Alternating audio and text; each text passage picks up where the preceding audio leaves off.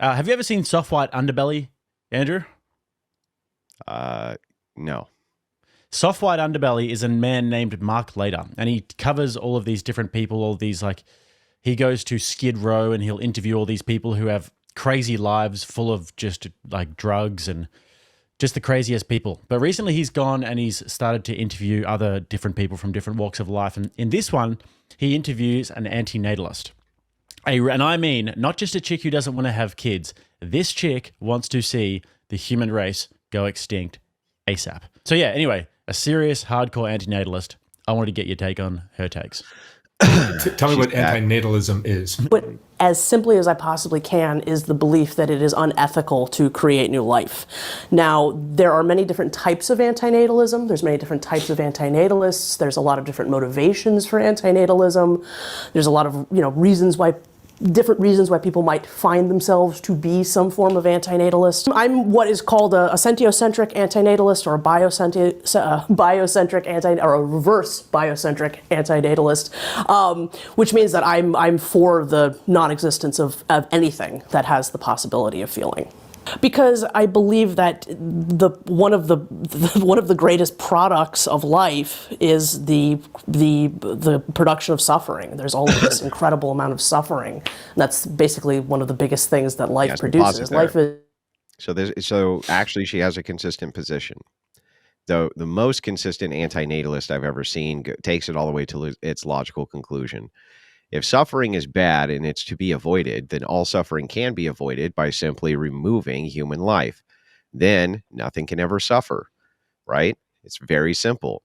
But the in-betweeners, the in-between antinatalists are like, no, some suffering actually is, I guess, okay, as long as the good experiences outweigh the suffering, which is not a metric which can really ever be measured. So she is actually right about this. To be alive, anything which exists on this earth that has any sort of what you would consider to be sentience is going to suffer. It doesn't matter who it is. It doesn't matter what species it is. It's going to suffer. But on the other hand, there's also suffering sometimes motivates us to accomplish things. That's absolutely true. So once we're alive, we need suffering, right? Like suffering builds character. Mm-hmm. We need to know when we're in pain. Suffering can have all of this value. But the fact of the matter is, before we exist, we certainly don't need it. We're certainly not in need of any of that suffering. Have you ever read Camus, Albert Camus? No. Any of his work? So he's a 1970s existentialist French philosopher, and he has a book called The Myth of Sisyphus, right? You know Sisyphus, the old Greek myth of the guy who pushes the rock up the hill, then it comes back down. He's punished by the gods forever. What'd you say his name was? Sisyphus. Sisyphus? Sisyphus, yeah. Yes. I thought it yeah. Well, I mean, I'm familiar with the legend, yes. Yeah. And so Camus' book is all about basically this idea. It's why don't we kill ourselves, essentially? What's actually the meaning to life if we're just going to suffer the whole time? Why don't we just kill ourselves? And the book goes all through that. And then towards the end, sorry to ruin it for everybody, but his conclusion in the end is that we have to imagine Sisyphus was a happy man. So we have to imagine that Sisyphus was contented with his life of pushing the rock up the hill and then back down and then up and then down. But Camus himself is an atheist. So he can't really derive any real actual fundamental and objective meaning from life.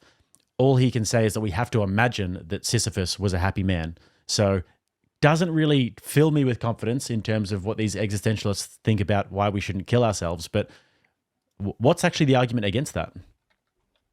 Against what?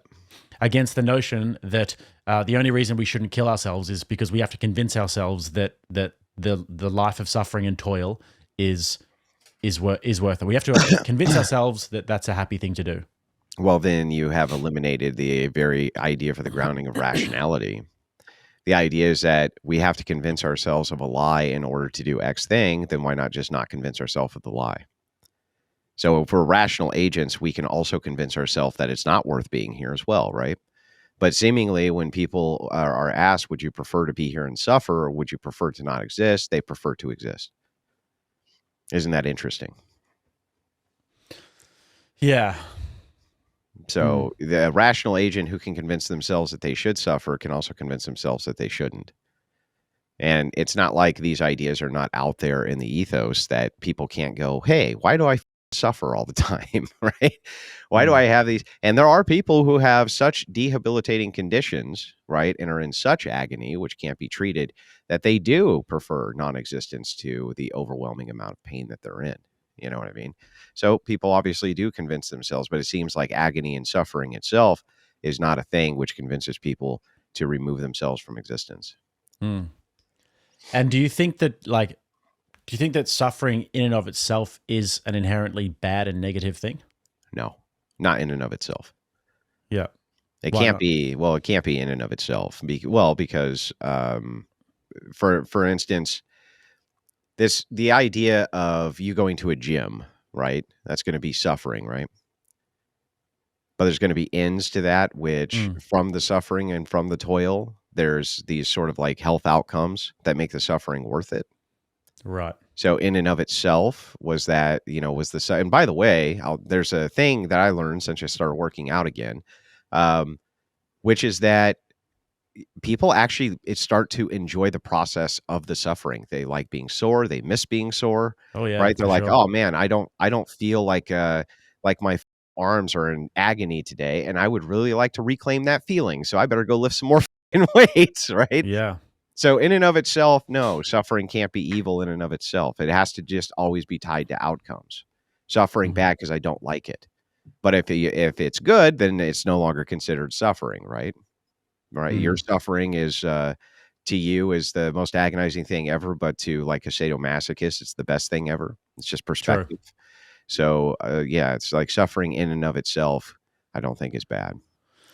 Yeah, it's interesting. This is why I wanted to play this clip to you today, because as much as it does seem ridiculous on the surface, we should just get rid of population. It's like, from the atheist materialist worldview, it's actually not an illogical point of view to be a total antinatalist and to want to wipe out the population of the world. It's actually kind of logical. Yeah. Well, I mean, if you start, like, this is the fun thing about logic, right? You can start with a kind of a false idea and put it in premise form, and it logically follows, and the conclusion follows from the premises. That doesn't mean, though, that it's true. It doesn't mean that it's true. Even if it's logical, it doesn't mean that it's true. All right, let's carry on. We exist, there's nobody there. Just like they're not in need of all of that suffering that might have some utility to us while we're alive, they also are not in need of any of the good stuff either.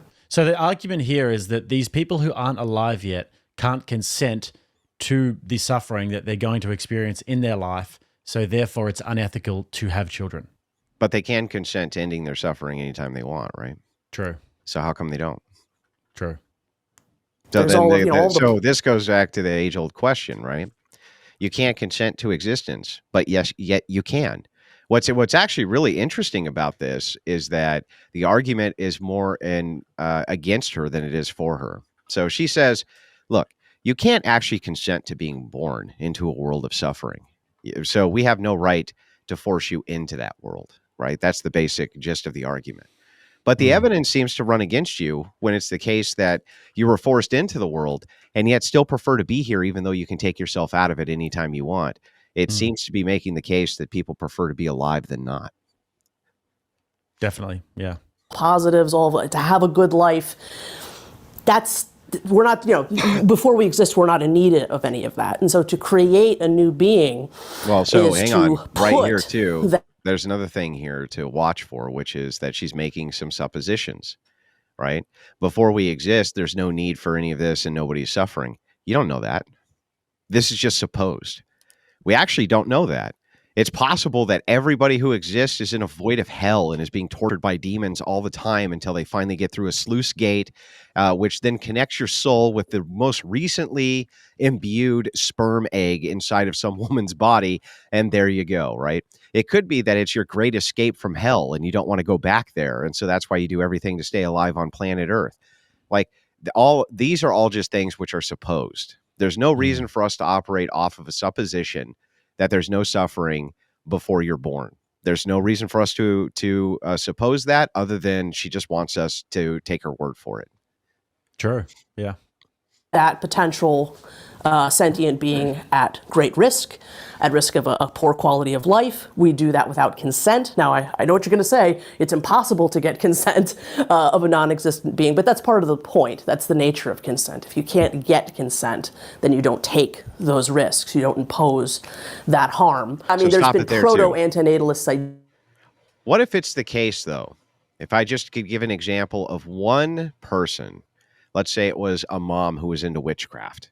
She said, I was playing with a Ouija board. And as I was playing with the Ouija board, my daughter communicated through the Ouija board, who didn't exist yet, that she was going to be born next month. Okay. And then that next month, or I was going to get pregnant with her this next month. And that next month I got pregnant with her. And I talked to my daughter years later when she was at the age of rationality, and she remembers this incident of her speaking through the void. That's all she remembers, but gave consent. Does that person then get to exist? No, she would say, wait a second, that's all a figment of your imagination. That never happened, right? There's no way that that's possible. These types of things, right?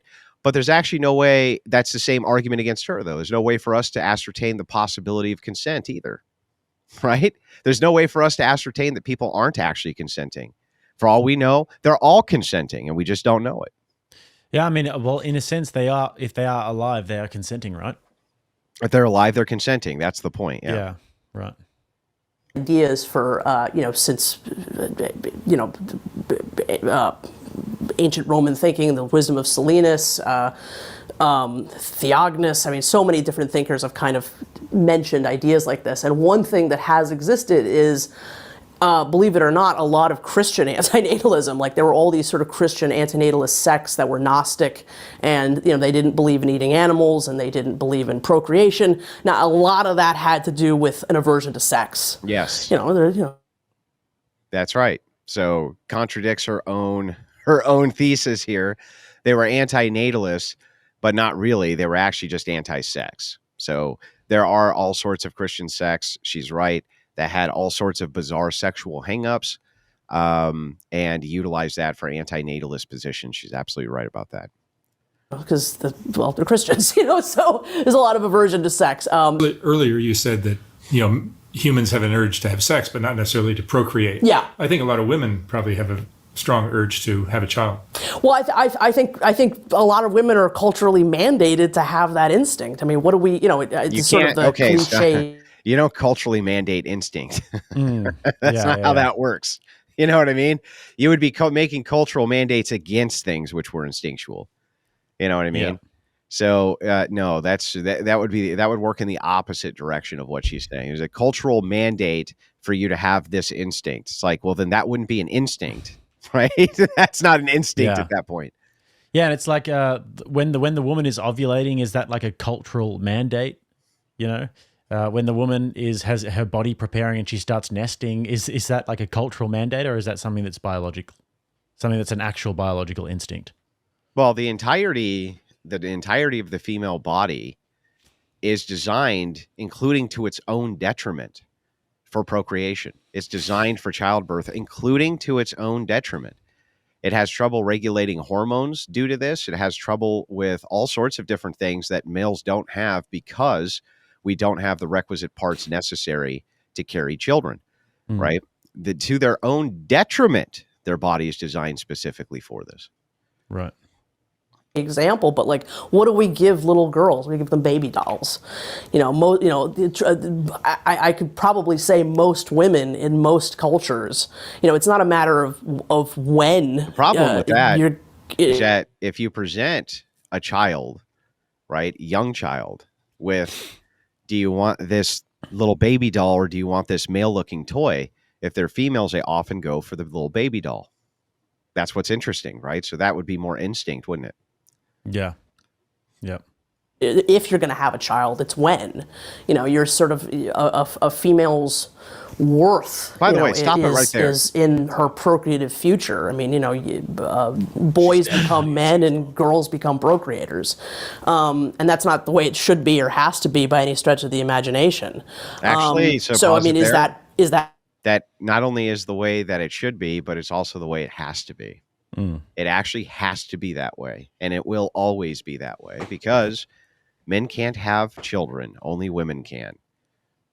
It's that simple. Since only women can do it, they're the only ones who will be able to do it. And so society will always organize itself around the fact that men can't have children.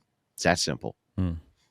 That really something that women have this incredible desire to do? Or is it something that's mandated on most women to have a desire to do? By our culture. Yeah, by our culture, exactly.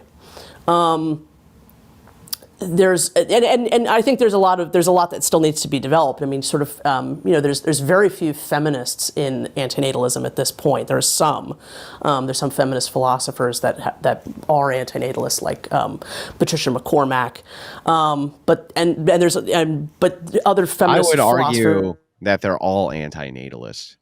And that's what abortion and women's reproductive health is all about, is forms of antinatalism. So I would argue with her on this point, that if she only is defining antinatalism, that's why semantics are so important, right? But she's only defining antinatalism as her form of antinatalism, but it's a much broader spectrum than that. Yeah, she's only looking at it through the paradigm of being this sort of accelerationist, antinatalist, wanting to get rid of human population in general. But a lot of these feminists, like you said, with abortion and with the moving away from the nuclear family and seeing family and motherhood as oppressive in and of itself. Women's liberation could not have existed without their ability to snuff out their own children. Either it's via birth control or other mechanisms. The women's liberation always hinged on the fact that they had control over reproductive health and not men, or what they call reproductive health, which just means assassinating your children in the womb. Yeah. Is it just me, or does this chick look like she's one of those people who's like a park ranger or something, who's going to drive a little golf buggy around and come and like check on the health of the trees or something like that? That have commented on it, like Christine. Overall, she believes that antinatalism is, bad for women, whereas, somebody like Patricia McCormack would. She just really strikes me as somebody who works in some sort of herbal life in a national park or something and takes her job really way too seriously. But anyways, I'll carry on. Totally disagree. I don't see her having an outdoor walking around kind of job at all, Jake. I'm sorry. So I think there's a great deal academically, socially, that needs to be further investigated. So that's the antinatalist. Any parting thoughts about her? Yeah, well, the thing is that women like this, antinatalists in general, they are, by their own admission, a threat to humanity, right? Her admission, really, what she's saying here to the world, is that she wants to eliminate all life on planet Earth. They are pointing out that they are an existential threat to humanity by their own admission. Their entire stated goal is to wipe out all of humanity and all animals and all life, period. So it's not just that they shouldn't be taken seriously. They should be called what they are: psychotic lunatics. Only a psychotic lunatic would want to end all life. Well, you would have to be a psychotic lunatic, right? Yeah, it is interesting though when you look at it through the materialist paradigm, though, when they use suffering as such a metric, that it does eventually become logically consistent for you to actually take that position. And it's almost like the logical conclusion of the materialist worldview is being psychotic. Yeah, but I mean, that's the thing, right? It's like logical consistency in and of itself only works if the supposition is granted to you, right? So the second I suppose a different worldview than she does, and we have a different supposition, her entire worldview falls apart, right? Mm-hmm. And she might even have to agree with mine more than hers based on the evidence that's presented. So logical consistency itself isn't everything. And that's why utilitarians would just eviscerate this chick. Like they would say, no, we can create more positive experiences for people than negative experiences for people. And if we can do that, then life's worth having. And we can always do that, right? So most people actually try to keep in check the psychotic atheist tendencies towards elimination of all life on planet Earth. But occasionally, one of them gets through, don't they? Yeah.